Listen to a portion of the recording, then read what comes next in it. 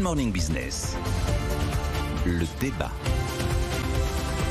La réforme des retraites n'aura pas lieu, Nicolas Dose. Ça y est, oui. En fait, c'est très amusant. Enfin, amusant.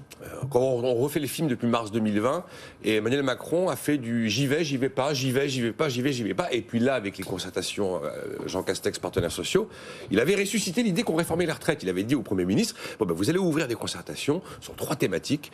Le recul de l'âge de départ à la retraite, la suppression des régimes spéciaux et la pension minimum à 1 000 € pour les carrières complètes. Et puis là, patatras, Laurent Berger, CFDT, est allé comme tous les autres devant le Premier ministre. C'est même pas, il faut pas réformer les retraites. Non, on n'en parle pas. Geoffroy Roux de Bézieux aussi avant l'été, n'oubliez pas. Oui, mais là, on sent vraiment que la CFDT... Tout le monde a dit que c'est pas le bon tempo. Oui, on est d'accord. Mais là, la CFDT, qui était quand même un peu l'arbitre de l'histoire, qui dit... C'est même pas qu'on va pas réformer, c'est qu'on n'en parle pas et on va pas concerter. Donc c'est fini. Et en fait, la conclusion qu'on peut tirer de la fin de la réforme des retraites, pour le moment, c'est que s'il n'y a pas de réforme des retraites, il n'y aura pas de travailler plus. Parce que quand vous regardez concrètement travailler plus, qu'est-ce que ça signifierait? Alors vous avez des pis-aller pour travailler plus. Tiens, on va faire plus de travail dominical, on va supprimer quelques jours de RTT, quelques jours de congé. C'est des négociations très très compliquées à boucler dans les entreprises. Tiens, si on supprimait un jour férié, ou alors supprimons les 35 heures. Bon là vous oubliez, les 35 heures ont gagné leur galon d'acquis social, donc c'est fini. Et puis voilà, donc de ce côté-là, il n'y a rien de vraiment très sérieux. Le seul élément, la seule vraie réponse pour travailler plus, c'est faire travailler plus de monde. Bah oui. Et faire travailler plus de monde, c'est accroître le taux d'emploi. J'ai regardé les chiffres de l'OCDE du taux d'emploi. Alors chez les jeunes, c'est pas brillant, mais chez les 60-64 ans en France, le taux d'emploi, c'est 33%.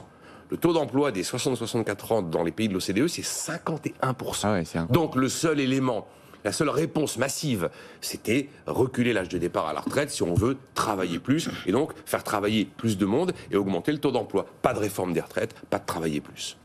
Jean-Marc, quand est-ce qu'on va travailler plus en France? Jamais, ou à Pâques ou à la Trinité? Eh bien, c'est une bonne question, d'autant plus qu'autour de nous, un certain nombre de gens essaient de nous faire travailler. Vous savez, on attribue à Mme Merkel, dans une irritation au moment des négociations autour de la Grèce et tout ça, une formule, je pense que l'histoire est apocryphe, mais elle est vraisemblable. Elle aurait dit, les Français pourraient essayer de travailler, ne serait-ce que par curiosité. Et donc... On parle de l'Europe du Club Med aussi, voilà. On parle de nous et de l'Espagne, l'Italie. Et en Europe, il y avait un autre pays qui était la Slovaquie, qui avait un âge de départ à la retraite à 62 ans, et ils viennent de nous abandonner, puisque désormais, l'âge de départ à la retraite a été porté à 64 ans depuis l'année dernière en Slovaquie. Je crois que dans tous les propos tenus par Nicolas Dose, il y a quand même une chose sur laquelle je voudrais insister, c'est le fait qu'il ait dit la CFDT est l'arbitre de l'opération. Je pense que la CFDT, dans cette affaire, n'est pas l'arbitre, mais un acteur très militant. Reportons-nous 30 ans en arrière, le 12 septembre 1991, il y a un colloque organisé par la CFDT sur le thème Convention sur l'emploi, et la CFDT annonce qu'au centre même de ces revendications, il y a la réduction du temps de travail. Mais parce que la CFDT pense à un modèle malthusien. Absolument. Elle pense que le travail se partage. Absolument. Et donc c'est à l'époque où il milite pour les 35 heures. C'est d'ailleurs ce jour célèbre où Martine Aubry, qui à l'époque est ministre du Travail, vient à ce colloque pour bien indiquer que ce serait une aberration économique de faire les 35 heures. Et elle dit... C'est elle qui le fera. Oui, elle dit, si vous comptez sur moi... C'est là où l'histoire politique... Si vous comptez sur moi pour faire les 35 heures, vous vous êtes trompé d'adresse. Bon.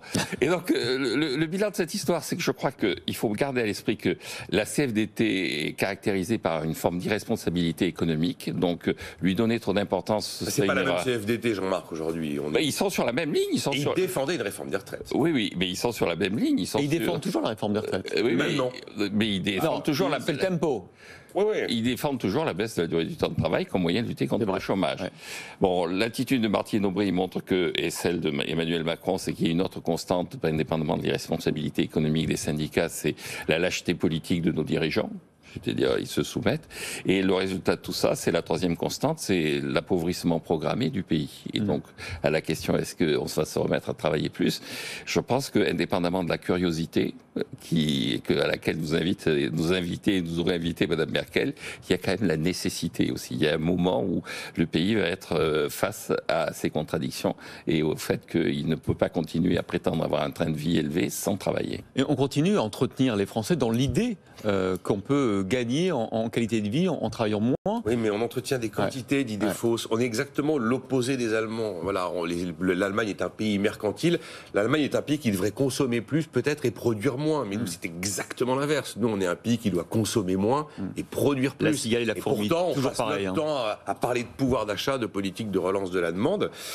Donc, de ce côté-là, le truc est complètement figé. Il n'y a aucun problème là-dessus. Je ne pense pas que l'Allemagne doive produire moins. Non, mais c'était pour créer une opposition par rapport à la façon dont nous fonctionnons.